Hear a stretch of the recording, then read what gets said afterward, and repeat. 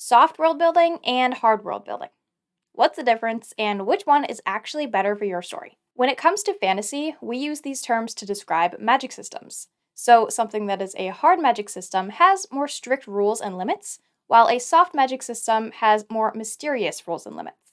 For example, Gandalf's powers fall on this side of the scale, and the One Ring's powers fall on this side of the scale.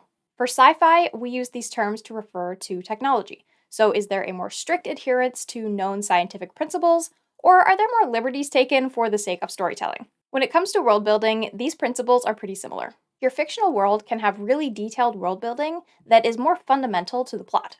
Or you can have a world with lighter world building that is more used for things like setting and theme. And just like with sci fi and magic systems, this really isn't one or the other, but more of a sliding scale. So the classic examples of J.R.R. Tolkien and C.S. Lewis really apply here well. You have The Lord of the Rings on the more heavy world building side, and The Chronicles of Narnia on the much lighter world building side. As you read Tolkien's stories, you gain understandings on various subjects such as language, religion, and the rich histories of the world. Like, if you can name it, then Tolkien probably world built it, right?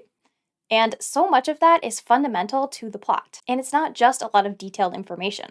It is stuff that the characters and readers need to know for the story to actually work. Then you have The Chronicles of Narnia. C.S. Lewis's world building in this series touches on many of these subjects, but the rules are also made to fit the story, and the reader doesn't necessarily need to have an understanding of the nitty gritty details to really enjoy the book. Also, I wouldn't necessarily put these two stories on both ends of the spectrum. I would just say these are really easy and well known worlds to use as an example. So, both of my published fantasy worlds fall somewhere in the middle of the scale.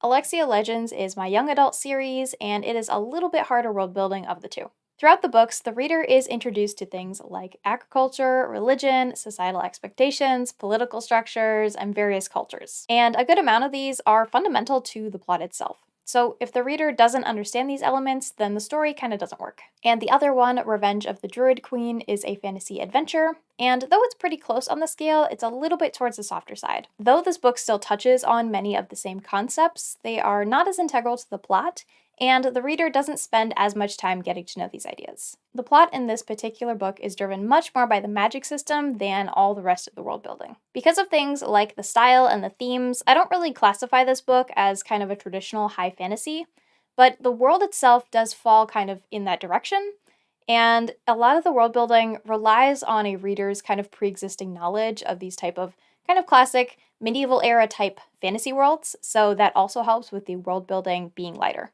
or softer. So, to me, what makes both books fall towards the middle of this scale is that though some world building details are highly detailed and integral to the plot, also, some of it is looser and used more for set dressing than anything. Just like with magic systems or plots in general, there may be a really big difference between what you know as the author and what you actually show the reader. The consensus here gets a little bit fuzzy on if the author having detailed world building but intentionally withholding a bunch of information makes the story have softer world building or if it's harder world building just in disguise. Personally, I think it's kind of in the middle. To me, super soft, like 10-ply world building would be full of elements that the reader can't really predict. So if your character is a Lego man and he's stuck in Q's Barbie dream house, like anything can happen and the rules are just completely hidden behind a wall. Like that to me would be like the complete end of soft world building. Neither direction is really better or worse than the other, but they do both come with negatives and positives. So here are some reasons you might choose one over the other for a particular story. Firstly, we have subgenre. So readers of specific subgenres have certain expectations when it comes to world building. Epic fantasy usually calls for much more detailed world building, where low stakes fantasy might call for softer world building. So, for example, lately we have seen a huge boom in romantic fantasy, or romantasy as it's been dubbed by TikTok. So, readers go to subgenres and sub-subgenres for specific elements. There are really specified things that they like in books, and they want to pick up something and be able to know exactly what they're going to get into. Like with this example, romantasy will typically have softer world building as the readers are interested in all the little details of the character's relationship. So typically with these books, the world building is crafted to suit and support the character development and the relationship arc. Though do keep in mind that these are not rules that are set into stone, these are just what is traditionally done. So, if you're planning to deviate from the norm of your subgenre, just do so intentionally. So, stories that are more character driven tend to have a little bit softer world building. This allows more room for things like exploring the themes or telling stories through more abstract techniques. The other side of that coin is that stories that are more plot driven tend to have harder world building. So, this aligns with things like epic sci fi and fantasy, especially.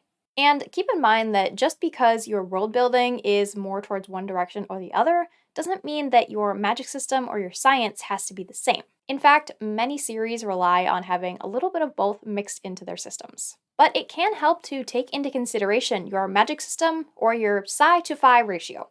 In some cases, a more detailed look at the world building of various worlds in, say, a sci fi series might be kind of helpful to balance out something that takes a softer approach to the science aspect. Some other things you can take into consideration are things like, does the plot require the reader to have this really detailed knowledge of various world building elements, or will this kind of bog down your story? And of course, just which one do you prefer to write? Which do you feel suits this story and the world best? In any series or story, there's always going to be elements that are more detailed than others.